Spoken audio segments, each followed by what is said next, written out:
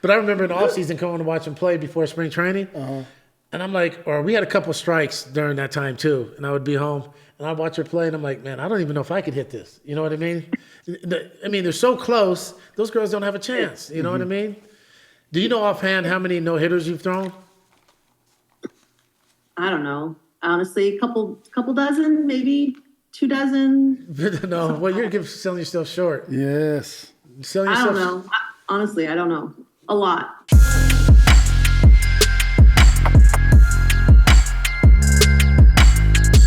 Special guest like it. Michele Granger, one of the all-time best ever to daunt a softball uniform, and then for sure one of the best ever to daunt a pitcher's mound. You know what I mean? Yeah, from what I hear, you are a monster. Yeah, I threw the ball really freaking hard. That's for sure. Couldn't hit a lick. Couldn't feel. You didn't have Throw the to. ball. You didn't have to. Yeah. Michele, I have one question for you. Just, I mean, what is it like? I've been on the end of one no-hitter, on the wrong end of it. Right. But on the wrong end. What is it like to strike out every single batter in a game? I mean, how does that feel? So do you know, like when you used to hit, right, and you have those games where the ball would come in and just look like a watermelon to you and you're just going to hit it? You had those days, like pitching was the same, right? Like there was some days and I just like, good luck today, batters, because, you know, my timing was right. You know, the ball was coming off my hand the right way. Yeah, so, you know, it was pretty fun because my goal, honestly, in every game was to strike every batter out. Okay. Well, see, but you had the right mentality, though. You know what I mean? You can see why you had the success you had. I mean, Sure. I remember the off season. For everyone who doesn't know, she went to school. Her and my sister Mari went to Cal Bears. The Bears, go We Bears. got some Mari stories. Oh. Yeah, tell me some Mari stories. I probably haven't heard those. But I remember in the offseason coming to watch him play before spring training. And I'm like, or we had a couple strikes during that time too. And I would be home and I'd watch her play and I'm like, man, I don't even know if I could hit this. You know what I mean? I mean, they're so close. Those girls don't have a chance. You know what I mean? Do you know offhand how many no-hitters you've thrown? I don't know. Honestly, couple dozen, maybe 2 dozen. No, well, you're selling yourself short. Yes. Selling I yourself don't know. Honestly, I don't know. A lot. Yeah, a lot. I mean, how'd you get into softball? I mean, how did it start? Well, you know, it's typical little kid stuff. So my dad was a baseball guy. And then he had 3 daughters, the poor guy.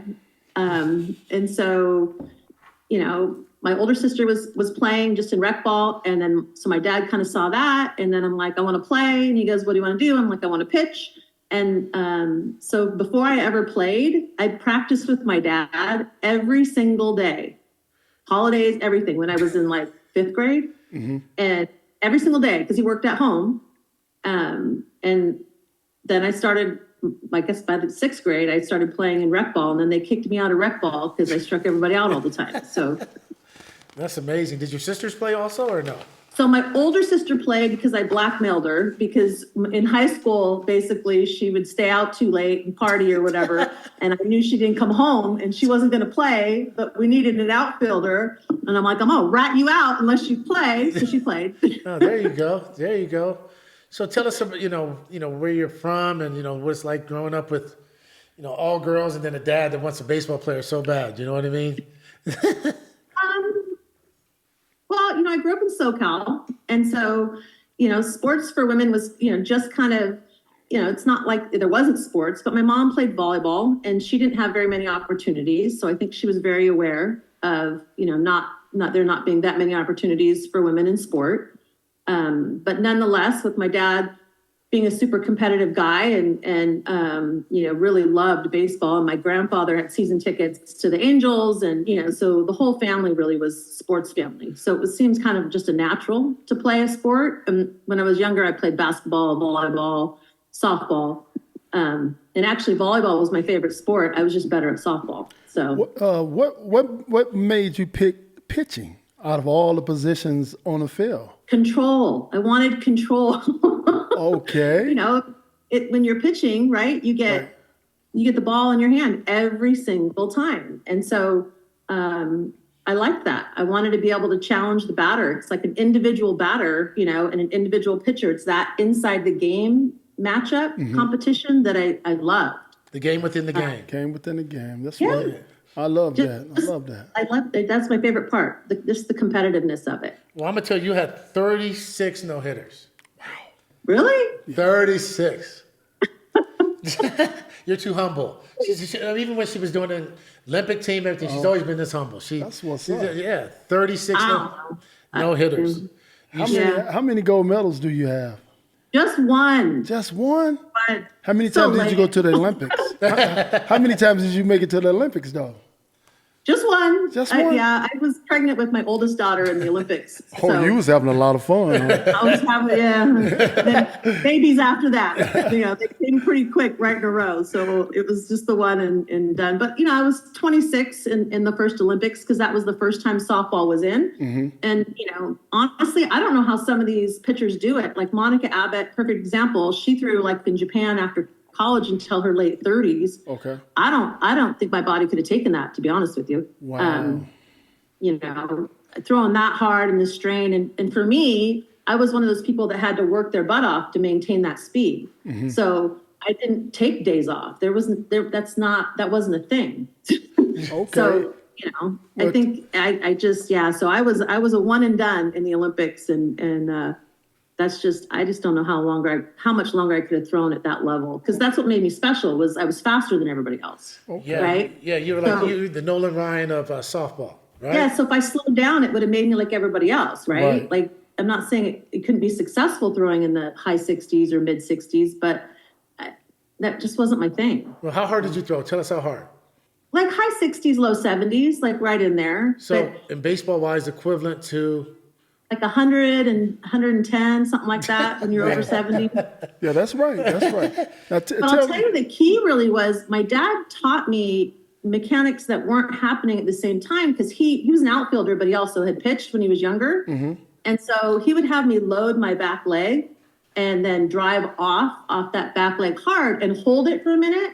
And I threw everything off a split finger. Mm-hmm. So all my pitches, people were like, oh, you just throw hard. I go, no, I could move the ball, like wherever the batter was in the box, back of the box, middle of the box, front of the box, right? I could move the ball through their hitting zone.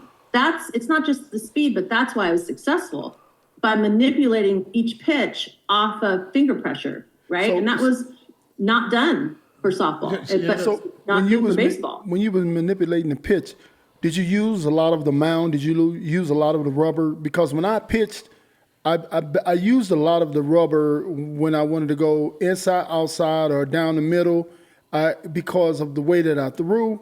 So if I was trying to come inside on you, I would go to and you're a right-hand batter. I usually would go to the left side of the mound of the rubber. And I know I'm going to throw it right at you. Did you manipulate the mound like that, any? Michelle, hold on. I'm going to tell him right now, we would have got him because I would have seen where his feet were every single time. But the thing about it, Michelle, is this. I didn't play in the pros. So by then, if I got to the pros, they would have fixed that. You know what I mean? But in high school, I could get away with it. Because in the pros, you find tips. Even in the NFL, I had tips on quarterbacks like he had tips on pitchers. You know what I mean? Sure. And you had tips on batters. And they probably would have picked that up. But by then, I'd have fixed it and I'd have struck his ass out. Well, but you're right on. That's something I did when I was younger, right? Mm-hmm. I would move on the mound. So the rules for pitching have changed now. I wish I could throw in this day and age. They don't have to have their back foot on the rubber. They can leap. I mean, that would have been awesome. But back in the day, we had to have, I'm a big girl, I'm 5'11", mm-hmm. and we had to have our feet on this tiny little rubber, and we had to start that way. Mm-hmm. And so, moving left or right, it had to be relatively subtle. But as I got older, I learned to just angle from the center. So I could angle my head, my shoulders, my hips, my feet to however, whichever way I wanted to put the pitch. But, yes, I used to do drills of just putting dots on a fence and hit those dots. So I knew like I could hit a spot, by just making small adjustments in my angles on the mound. But that's, don't you think, because I know you're still involved in the game, coaching and all that stuff. I mean, who wouldn't go to you? You help my niece, coach my niece. She's so great. I'm so excited. I wish I was still at Cal Poly to help her along the way. She's going to have a great time. Thank you. But I mean, and this NFL quarterback. I'm between football players. We got Mr. King, you know. How you doing, Michelle? Sean King, How you doing, Super Bowl Michelle? Big champion. fan. I'm a big fan. Yeah, but you know, we were talking about kids don't do that by themselves. You know what I mean? Everything has to be orchestrated. If you're not out there and the practice isn't called, you know, they don't go out to like a fence and try to hit dots, or they don't take a football and try to throw it at something. You know what I mean? And run down and pick them up and do it again. Everything is structured, you know, and and then somebody helps to pick up the balls too. You know what I mean? Right. We had to pick up the We balls. had to go pick them up ourselves. You know what I'm saying? Dude, when I was in elementary school, I would walk from my house to multiple different parks to pick up balls that other teams had left, so I would have enough balls to practice with. But kids, you think a kid would do that right now? They go out, Mom, Dad, I need balls. Go buy me 100 of them. you know that's Which weird, isn't it? Part of it. It's got to hurt a little bit. If you want it, you're going to figure it out, right? And well, I myself tried to create a place for my children. I'm guilty of it too, where they, you know, there's a batting cage, there's a basketball court. I mean, you know, all of those things. But, you know, just to help facilitate how, you know, to help them develop if that's what they chose, you know, to do. So do you think that part of it is you got to create some of that yourself. You're completely right. Do you think us as parents today kind of baby our children? We've given them too much. Like if I needed someone to throw to, I had to go get me a tire, put a string, a rope on it, put it up in a tree, swing the tire myself, throw the balls until the tire stops swinging. Now, these kids today, they got these camps, they got these special coaches that come to their houses, or you go to their houses and you throw to them because they got 8 or 9 kids to throw to. Do you think us as parents, sports parents, because all of us up here are sports parents, Sure. do you think we kind of baby our children and give them an easier way than we had? I think so, but I also think there's a way that you can create some balance. So, for example, my younger son is in SoCal right now, and you know he did drills, softball drills, basically for football. So he'll go out to the Great Park and find like soccer posts, and I'm like, just stay there until you can hit 3 spots consecutively on that line, right? So he'll do that. I mean, so some kids will do that, but not all will. I will say I've changed my mind a little bit. So I'm doing private pitching lessons now. And I used to want to catch kids when they were a little older, like that 13, 14 ages. But I will say I'm having a lot of fun with the 10, 11-year-olds now. And here's why. If I can get them early enough and get the right foundation, then it doesn't matter if they come see me when they're 16. Right. Because the foundation's already there. But the problem now we have is people try to make up, right? Parents, they realize maybe their kid wasn't getting what they needed. And pitching is different, like quarterbacking or other specialties, right? I mean, it needs a little more help. You need a little more help if your parents don't know what they're doing. Right. Because now on the internet, there's so much information, but there's a lot of bad information. Yes, thank you. So how do you filter that, right? Right. Like I die sometimes. Like somebody will be like, you know, they're giving pitching lessons. I'm like, you were god awful. What are you going to do? How you giving a pitching lesson? Right? Like you couldn't get through a game without crying, but you're going to teach them the future of our sport? Seriously? Like, what the hell, right? I love you. I love you. I love you. I love you. You know what's interesting, Michelle, is coaching used to be strictly about teaching fundamentals. Like giving kids or whoever the person being taught is a foundation that's going to sustain them when chaos erupts, which is live sports.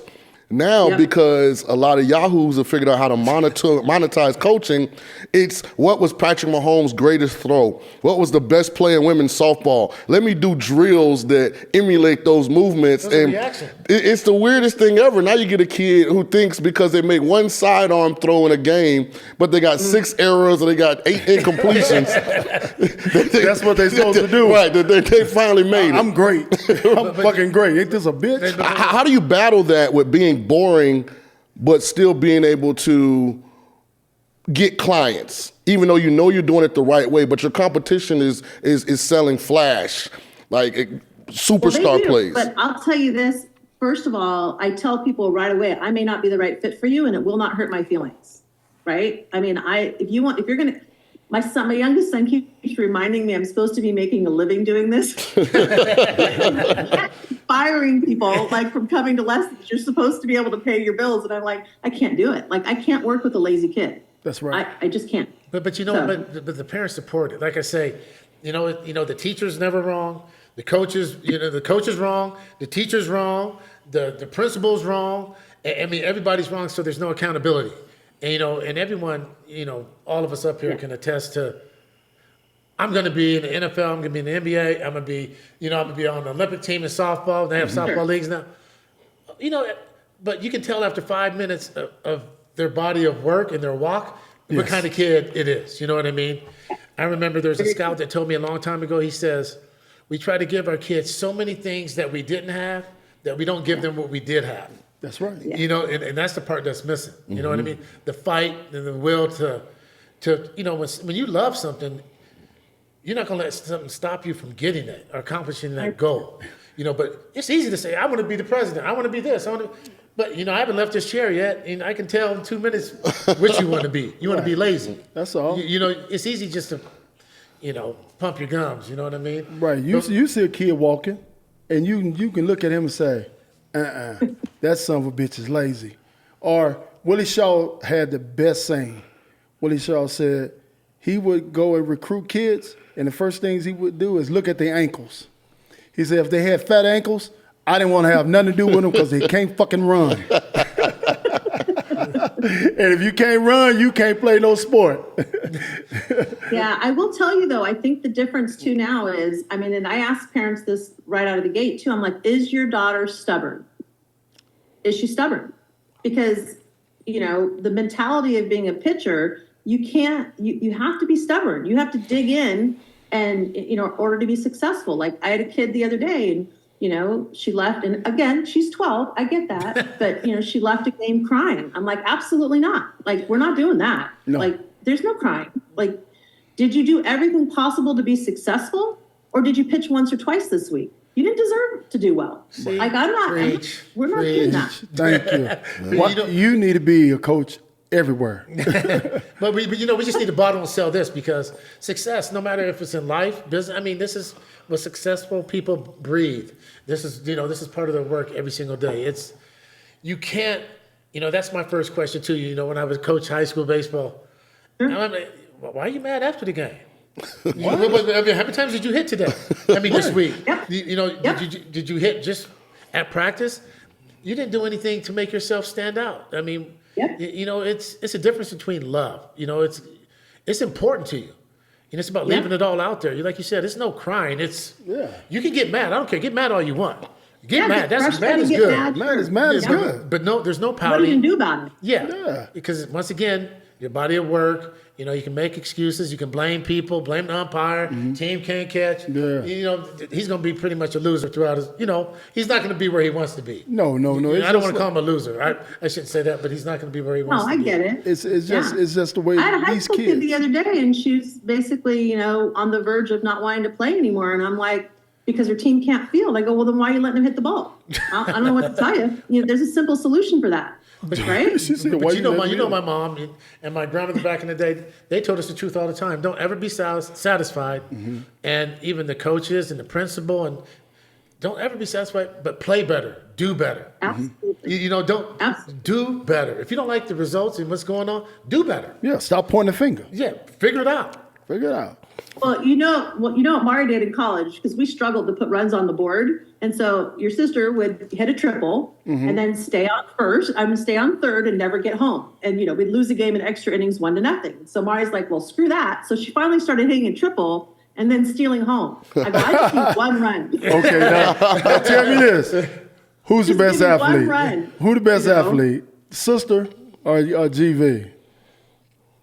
Okay, here's the problem. I've seen my sister more. Get him now. Come on. So I will say I saw Mari more, and the thing about Mari that set her apart from other people was she had the right instinct. Right? You don't always have to be the fastest, and she was very fast. Don't get me wrong, but she also had the right instincts, and she never made a bad decision on the field instinctually. She never stopped herself from doing something. She just saw it and went. Okay. And that's part of the reason that she was so good. Now, I only saw you hit a couple times, like live, and then I'd see you on TV, obviously. But what Mario always said, and I'm like, well, that makes sense. Did you just go straight from high school into the pros? Or did you freaking hit in the freaking South American League for 10 years, bust your ass, create a work ethic, and bring that work ethic to every team you were in? That's what I did. I played 2 years of winter ball, and I was in the big leagues after that. You know what I mean? And then, but I never stopped working. Even with guaranteed money, my workout, we had to be at Arco Arena where the Kings play at 7 o'clock. So that means I have guaranteed money. I'm up at 6 in the off season for what? I can sleep. I had to get better because I knew some other guys were sleeping, and I already had a head start on them. I didn't have to worry about them. I only had to worry about the other half. So, and that's what I try to, I try to tell young people, especially people that play this sport, hey, this game's not going to stop for anybody. You know what I mean? The greatest of the greats have played it, and they're going to continue to play this game. They're going to say batter up. They're going to say all the things. But we got your youngest son some QB help now. Okay. We got Mr. Quarterback here. We got Mr. Quarterback right here. Hey, send him to Vegas. We're gonna put his butt to work. Put him to work. He can stay with me, Michelle. Sean will work him out. Sean, work him out. Sean will work him out. I do have a question, Michelle, Right. because as we see the top men's sports start to really change in college with the NIL and the amount of compensation the athletes are getting, women's sports, to me, from a notoriety and exposure standpoint, are, at an all-time high. I think women's college basketball might be more popular or as popular right now as their men counterparts. Has the money trickled down to some of the other female sports like softball yet, where the girls are getting NILs out of high school? Yeah, it's honestly, it's in its infancy. And I think, so perspective, right? So when I was in high school, I was actually better when I was younger because I had an infinite amount of time to be able to do things. And in my day and age, there'd be like a game show in Japan, and they'd be like, come and we'll pay you $30,000. I couldn't take that money, right? Because it would make my amateur status would be gone, and I'd be ineligible for the NCAA. But I'll tell you something, I needed that money to train for the Olympics when I got out. Completely unfair. So while there's pitfalls, with the process now, and there's going to be some growing pains, I fully support athletes, especially female athletes, who can't really make a reasonable living making money when they're younger, right? When in their heyday. And right now, for women, it's college sports. So there's some of that right now in softball, and I think it's going to get bigger and bigger because the SEC, honestly, was a game changer for softball. You should see their stadiums, guys. They're incredible. One of my buddies coaches at A&M, and he just, when he first got the job, he's walking around, and I'm like, are you kidding me? There's like the ice room and the whirlpool room and the snack in the kitchen and everything. It's beautiful, right? And when those types of schools, and it was trickle down money, let's be honest, right? It comes from football. Right. They sell out all their football games. Basketball. And they've done a very good job of bolstering their female programs. And now they've built stadiums, a couple thousand people, and they sell out. Right. Then now we're going to have more athletes. Jenny Finch was great for our sport because she kind of started being able to, she's just a wonderful person and a fantastic pitcher, and she's beautiful. So that package actually helped propel that sort of sponsorship and promotional money for our sport. I have a daughter that plays professional basketball overseas, right? And she makes more money overseas than she would make in the WNBA. This is my problem with America. I don't think America treasure our girls' sports enough. I don't think America love our women enough to give them what they deserve, because our young women in sports is killing right now. You understand? And I think that money shouldn't be trickled down. I think they should get their portion of it. And a lot of your great women athletes wouldn't have to go overseas. My daughter wouldn't have to be overseas making more money than the girls in the WNBA. Most of the girls that's in college don't want to come to the pros because they're making more money in college. So now they're staying longer. I just think America should treat our women sports just as good as they treat our men's sports, but that comes back to real America not loving our women as much as we should. Well, I mean, I agree and I don't. And here's why I say this. So women are finally starting to support female athletes. And so if you go to games now, right, if you go to, a football game, right, there's tons of men and women, right? There's tons of women at football games. But women weren't going to support female sports for the longest time because we had our freaking hands full. We're raising kids, we're trying to work, so there was no extra time, right? So now, as women, female athletes, a lot of them get higher and higher in their careers. Now they have some time and some money, and they're going to support women's sports. Okay. But remember, you have to have a base in order to pay women what they really are worth. They have to be self-supporting. You can't constantly prop them up. So how do we do that, right? That's the next question. Mm-hmm. How do we create an environment where female athletes can really perform and be supported by their communities? It's just taking way too long, right? I mean, the sports have always been solid. It's just taken a long time to get the support that was needed and generated. But part of it is, go on ESPN this time of year. You want to know why? The numbers are great. With the women's NCAA tournament, the numbers are great. It's so cool. But there's very few times, in my life, I think the most people I ever played in front of was maybe 15,000. Mm-hmm. And that was awesome. For other kids to now have some of those experiences in college is great. But the same holds true, like with your daughter playing in Europe. Yeah, she's in Switzerland. Players that are making more money have to play in Japan. Mm-hmm. And why do you think Japan got better? Because they're they're paying our athletes to go over and play in their pro leagues. Right. So they're finally they saw better pitching and everything else, and their sport's grown, has been benefited. And you know what's good with women's sports that men's sports have kind of lost is rivalries. Like this big rivalry between LSU and South Carolina, and then you got Iowa and USC. Women's sports have created this rivalry between these teams, and now you got people that usually wouldn't watch women's sports or women basketball. They're watching for this rivalry. You know what I mean? Everybody can't wait to this big showdown between Iowa versus LSU, and which one of y'all gonna get knocked out for you can play the king of the mound, which is the king of the mound, which is South Carolina. Do y'all agree? Everybody should agree. It's South Carolina. No, I agree. But I think a little bit of it is also that, I think we're at just a different time in the world where things are accepted now that weren't accepted. Mm-hmm.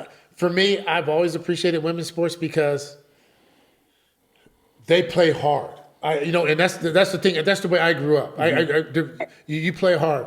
Dealing with a lot of young men, and I was a young man. It's about how cool am I? What kind of walk-up songs I have? Mm-hmm. What my batting gloves look like?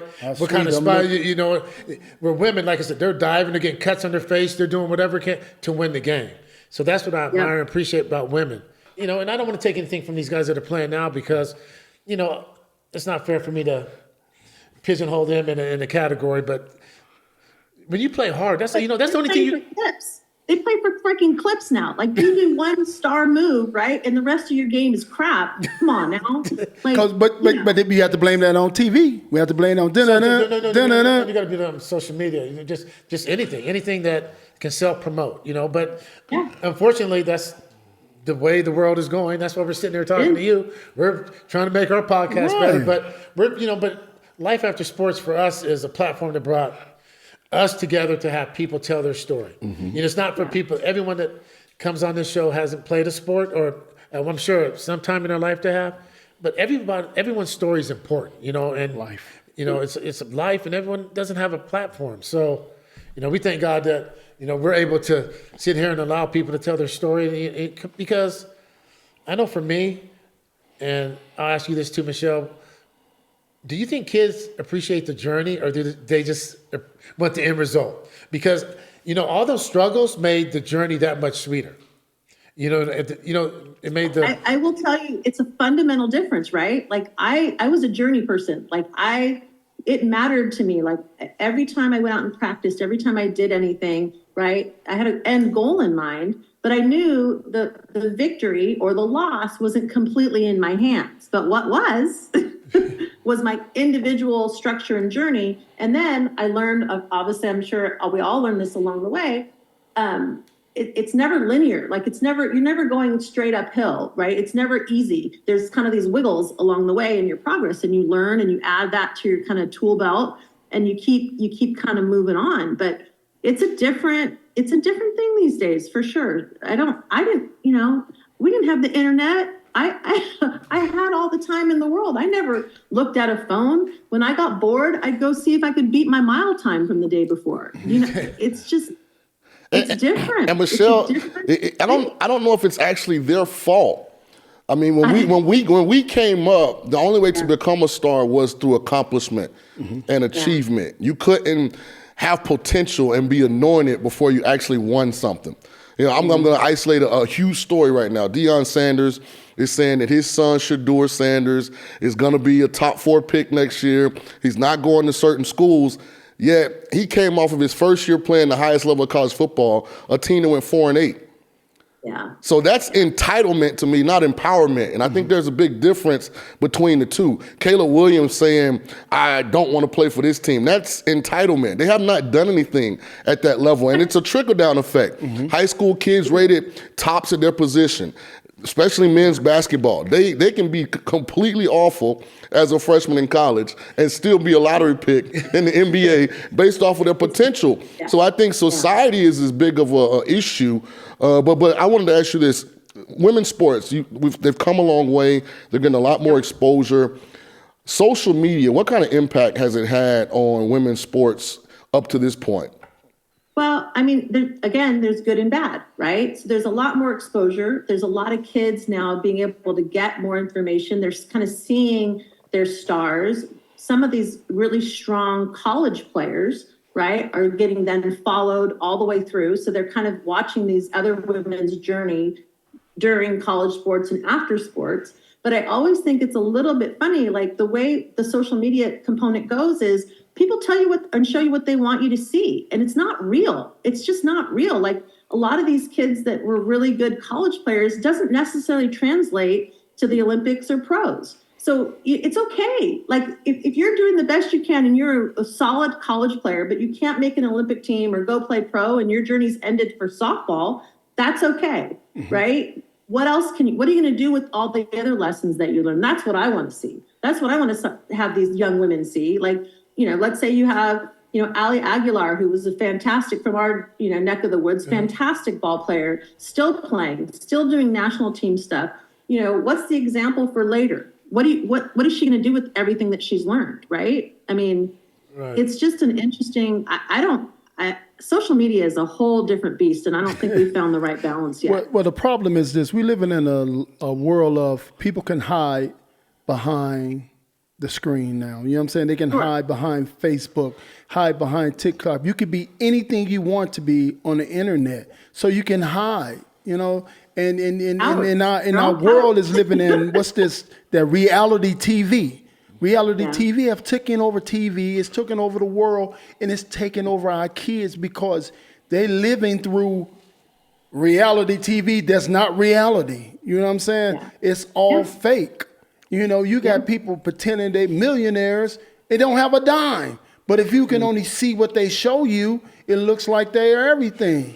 So our children is falling into that trap, and I'm finding our athletes falling into that same trap of only thing I want to do is have the greatest dunk. I go 1 for 15, but I had that one great dunk. But that's the coach's fault. Don't play him. See, when we grew up, they took all the errors out the ball so you can learn how to pass and do the fundamentals. But I think it goes back to what you said early, on in the podcast about everybody's a coach now. I mean, an expert, not just a coach. Expert. What you call them, Sean? An expert. Yeah, they've been on YouTube for 10 minutes and how to coach a women's softball pitcher, and they're an expert. I mean, I was coaching. I remember I had a case said to me, well, my batting coach, I was like, dang, I played 15 plus years in the big leagues. Your batting coach, what's his name? Never heard of him. How many hits does he have? Never heard of him.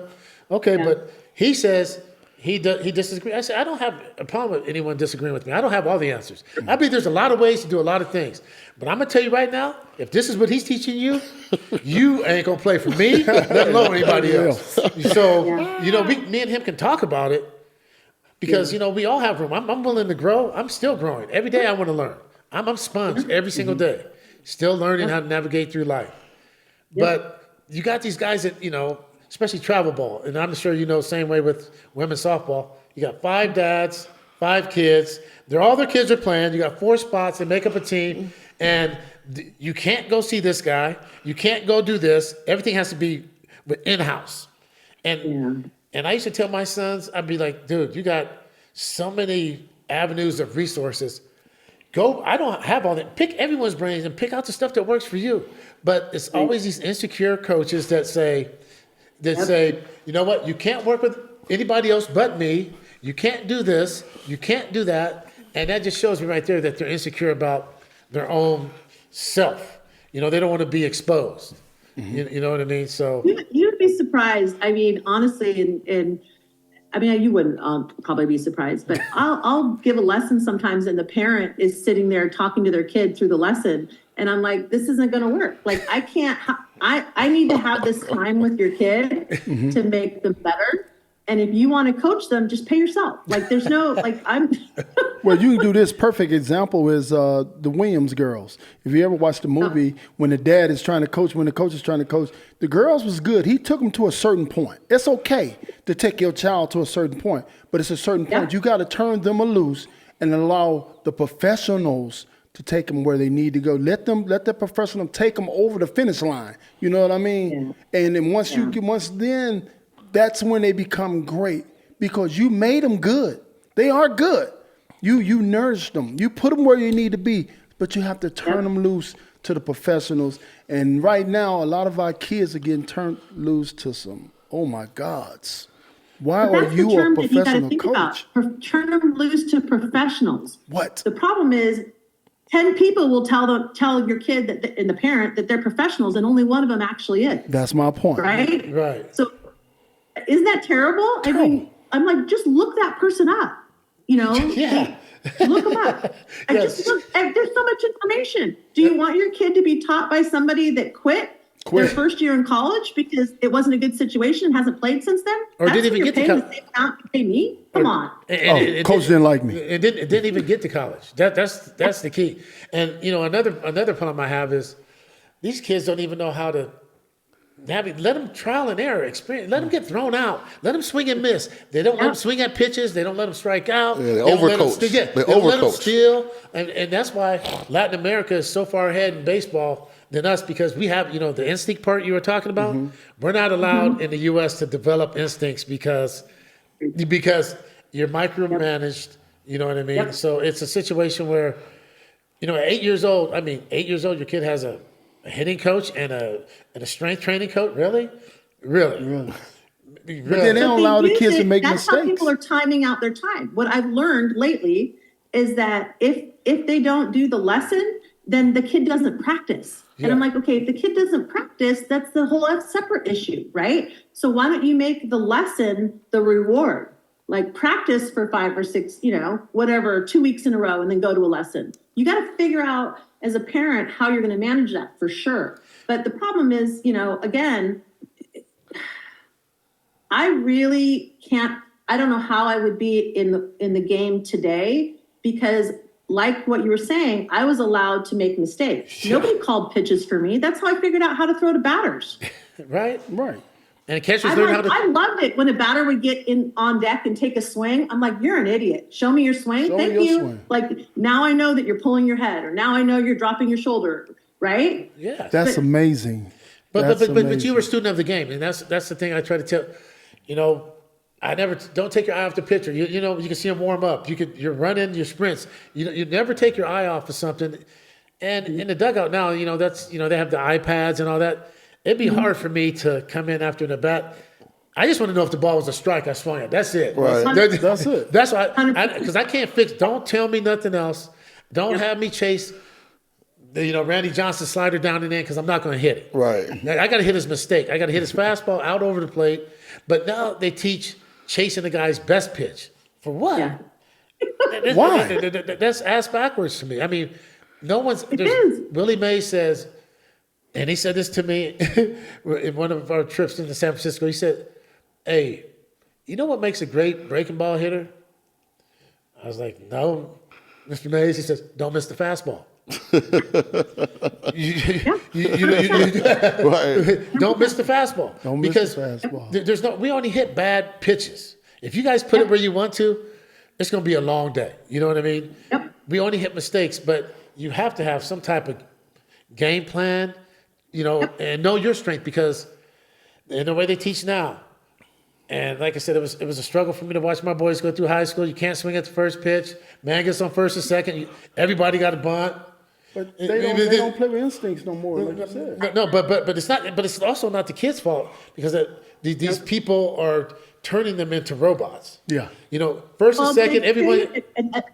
They've created it, right? We've created it, parents and coaches. Like, for example, for softball, a lot of these tournaments, the kids play 4 innings. 4 innings. I'm like, 4 innings? Like, you should be lights out for 4 innings. When they're getting recruited, they only want to showcase their best, so they only have the pitchers throw 1 time through the lineup. What are they learning? Like, what the hell is that, right? But adversity. No one likes adversity. Adversity, that's the character builder right there. Adversity. Loved it. Because that's the best part. Because I tell you what, me evaluating and looking at, kids or players, I can tell everyone's going to be happy 4 for 4, 3 for 3, 2 home runs. But and let me see you strike out 3 times. How you come up? Do you still fight? Because that's the one I want on my team. That's right. The one that still fights, the one that puts his head down, and his mom's bringing him sandwiches and Gatorade I don't want him. and ice cream in the dugout. I'm good on that. And that's my problem with Caleb Williams. They're crying. I don't like that crying. Running in the stands. I don't see, everybody keeps saying that he only did it, and they showed it once. If he did it once, he's done it a lot of times. It's really. I'm sorry. It's really crossed over to all the sports. I mean, let me create a platform, a brand that's so significant that I can bypass all the competitive process and still get to the bag. That's what sports. That's all it's about, the bag. Right. It's about the bag. Like, a guy's not throwing the ball at the combine. Like, come on, we've been playing football for years. Like, it's like going to the local park and they running in the shorts. They're running a game out there. And I don't want to play because 2 guys that I know are good on the court. Like, it doesn't happen. It don't. But something I wanted to ask you when I talked to Greg yesterday, he mentioned we were going to interview you. I'm a guy who played football, was fortunate enough. We went undefeated in college, was drafted high in the draft, 2nd round, won a championship. As a football player, you can never go to the Olympics. And I hear some whispers about flag football and this kind of thing, but up until now, we can't have that experience. What was your Olympic experience like? Compare and contrast it to competing at the highest level at Cal as opposed to representing not just a university, but the entire country. So here's the thing. I'm a hard one to ask that question. I'm going to tell you why. Because my mentality is a little bit off, I've learned. So the head coach had told me that I was going to throw the first game of the Olympics. Okay. And we were in Columbus, Georgia, which is 2 hours from Atlanta. So I said, can I not go to opening ceremonies? Because we played the next day. And I knew we weren't going to get back from the opening ceremony until 3:00 in the morning. We had to be on the bus, ready to go the next morning. That's not preparing in my view, right? That's right. And he looked at me straight in the eye and goes, you're getting on the bus. You're going to opening ceremonies. This is a once in a lifetime experience. And when he said that, it hit me, the athlete in me that wanted to be prepared and give my best, I felt like I needed to stay back, right? Mm-hmm. My coach knew better because he was older than me and smarter than me. And he knew that missing an experience like that was going to be a huge mistake. And he was 100% right. When you walk in, it's not the first time I wore USA on my chest. I'd been playing for the national team since I was, 13. So that wasn't new, right? The new thing was the atmosphere, right? The idea of the camaraderie of all of the athletes on the USA team, right? I mean, my kids think that the best thing is the pictures I took with the basketball team, the USA basketball team. They thought that was awesome, right? That's impressive. But the whole idea of, I I don't know if it's just, it's one of the first times where you not only get an individual team pride, right? In a softball team or a basketball team wearing USA, it's everybody. Like you're rooting equally for everybody that's got USA on their chest at the Olympics. And that really hit home for me when you walk into that stadium, into that crowd of opening ceremonies. That's when it really hit home. Like, holy crap, this is a different level for me. So this what happened in game one? What happened first game of the Olympics? How'd you do? What happened? I just, honestly, what's hilarious about it is I remember pieces, right? As an athlete, I remember pieces of things. And I remember the first game, we won, but I remember the first pitch getting on the mound. And again, there's 15,000 people there, which is a new thing. And they're chanting USA. And I'll tell you the reason I got that start and the reason I got the start in the gold medal game, because there was 5 all quality pitchers, right? And the reason I got the start is over the course of my career, I had learned how to manage my stress and emotions. So never was the overall like Olympic theme or the 15,000 people. I could hear it, acknowledge it, and then block it out, right? And so the first pitch of that game, I just remember going, we're going to set the tone right here. I'm going to throw it right down the freaking middle because they never called strike. You don't get called strikes when you're the USA. Right. So I'm like, I'm going to throw it right down the middle as hard as I can. And I talked to my daughter who was in my belly. I'm like, suck it up, kiddo. Go ahead. Throw some gas, right? And it did. It set the tone, right? Just, I threw that pitch freaking like gas. But that feeling of, I don't know, it felt like home. Like I was prepared, like I was ready, it was 80,000 degrees and super humid and, keeping my guts out and all these things. But in that moment, I was a pure athlete. Did anybody know you was pregnant? Just my husband at the time. Tell me this. Fair enough. Does it feel like another life when you look back on your accomplishments?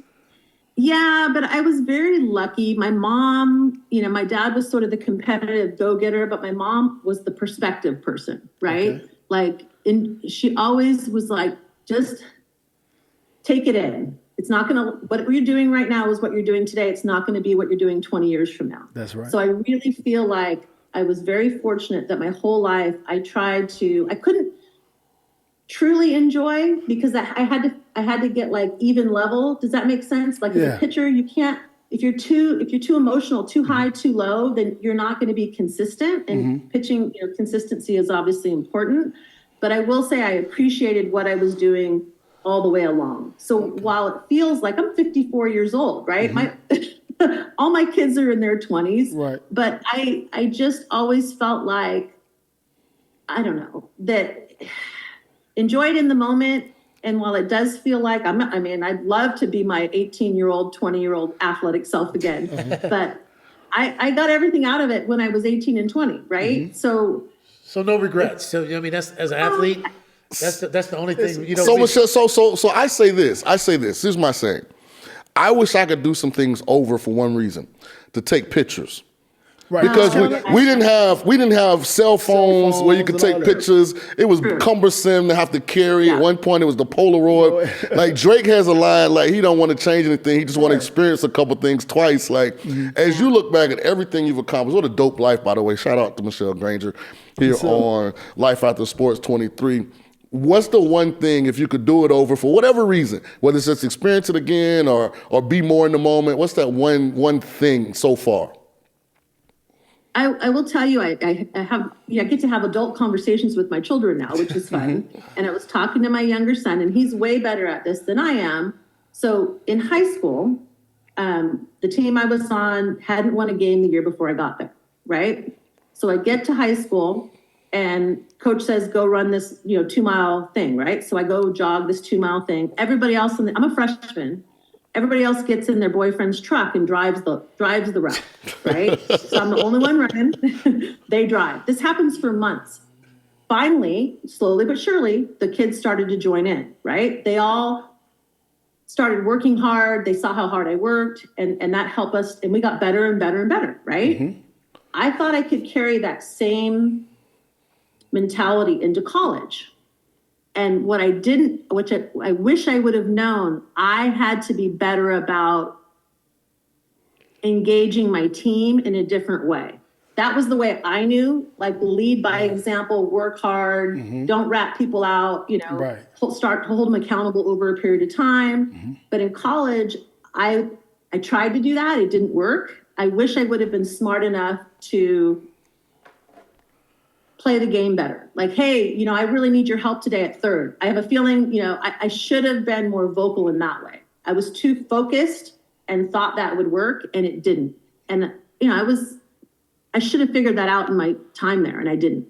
And that is something I wish I could redo, I guess. It's something that my brother Greg said a lot, and I love it when he said, let's take it slow so we can remember everything, so we can focus on it and take it all in. It's the journey. And it's the journey. And I love when he said it, because the first time he said it, I was like, what the fuck is you talking about? Because I'm a football player. I like to go 100 miles an hour. Let's go get it. Yeah. But then I look back on a lot of things that I hate. I missed it because I was so intense in it. Enjoy the journey. And then enjoy the journey. But I love when he said, bruh, sit back. Let's go slow and enjoy the journey. Even with our show, he keeps it that way, and I love it because he's like, hey, we starting here. Let's enjoy going where we're going, because we're going fast. Our show is going fast, but he wants us to slow down and enjoy the journey. And it sounds like a lot of us professional athletes, we just get on this carousel, and we run into it, throw us off. You know what I'm saying? And we never enjoy the journey. But, that took 58 years, too, to understand that. Because I was the same way. I was focused, like Michele said. I wish I would have smiled more on the baseball field. You know what I mean? I didn't. It was, hey, man, I'm here to beat your brains out, and whatever I have to do to do it, that's what I'm going to do. You know what I mean? I didn't laugh enough. I didn't. I laughed in the clubhouse, but it was hard for me to laugh during the game. During the game, yeah. No, it was, because like you said, what am I laughing at? You know what I mean? I'm trying to get you. It's so fascinating that we come from different worlds too, because as a football player, hell, we got 17 interviews. We had 16 when I played. And we play 16 games. You go 0 for 3 sometimes, right? In baseball, you might have a 5-6 game stretch. You can't hit the baseball. Think of that was almost half your season. Right. But he got 180 some games. Right. 162. Like, we so turned up because you don't get many opportunities, and you absorb so much adulation or criticism from Sunday to Sunday. Because when you play, there's only, 16 games max, because it's 32 teams, and it's, 35 platforms, and all of them are experts on the game of football at the NFL level, and they're all either calling you the best thing in the National Football League, or they're saying you're the biggest bust in the last 2 decades, and that... Oh, why is he playing? ...seeps in, It's interesting, just the dynamics from the sport to sport, whereas when I look at baseball, softball, I would be like, well, they got it good, If they in a little stretch, they got time to wazoo and, relax and, Not us.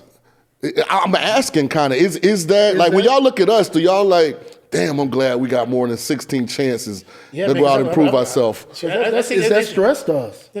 No, but I think anytime you get at that level, and if you're the person, when you're playing professionally, the city, you got the weight of the city, you got the weight of yourself on you. And like I said, I've been a half a month or 3/4 of a month and not had a hit.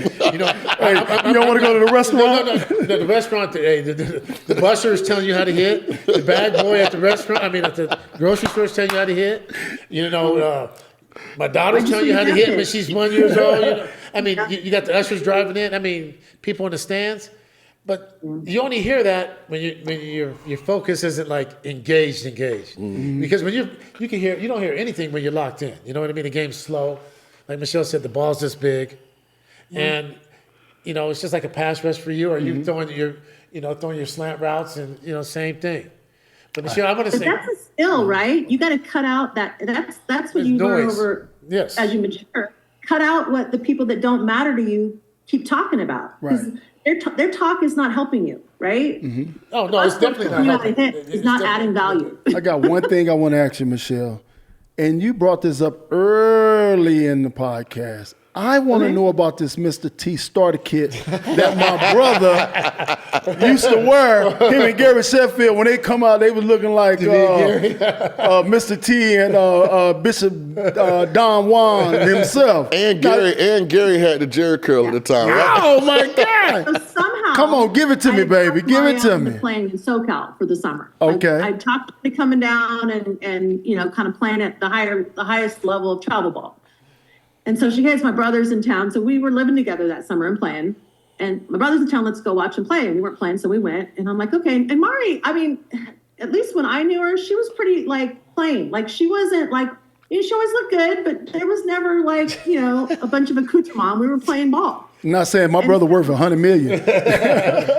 And I guess I just kind of thought that's the way her brother would be, right? And so we were waiting outside, to say hi after the game. And he came walking out with the shirt down and the chains on and the earrings in. And Mari was looked at me and I'm like, what the hell? Hey, I was young, Michelle. I was young. Like he's bejeweled. Hey, you looking like Mr. T. Get ready, then our entire team of women. And he looked dolled up to walk out. Hey, smelling good. Michelle, I want to say thank you. I've known you a long time. Thank you for, sharing your message. And hopefully this will touch a lot of young girls, and just people in general. Just your journey and your walk. And we have one thing that we always say here, what we're trying to accomplish. And our thing here at Life After Sports 23 is we are breaking chains and building dreams. And you are a dream builder. Lord, you. God bless you. Thank you, Michelle. Great stuff, Michelle. Thank you. Time with you. Okay, have fun. Go back to work. Real quick though. I know, right? Hey, I mean, you heard about her coming out when I was, just getting into the league. Because my sister played softball, and then she got a chance to go to Cal and play with Michelle. And I think we were going through a strike because I came home and we were playing. And my dad was alive at the time, and we rolled up to the Bay. And she almost struck out everybody that game, too. But like she said, I think they either won 1-0 or they lost because somebody made an error or something. She didn't give up any hits. I know that. So I know her a long time. And then, like I said, if I was in Southern California and then her working with my niece, but like I said, she's one of the most humble people for the accolades and all the success that she has. And I wish there's a lot more people like you because this is what we need. You know what I mean? So thank you. Thank you. All right, Good to be Michelle, here. thank you. Good to see you guys. Good to see you again, right? I know. Nice to meet you, Nice Michelle. to meet you, Michelle. I got sports. All right, go back to Hey, work. congratulations on what you've been doing, sweetheart. Keep doing it.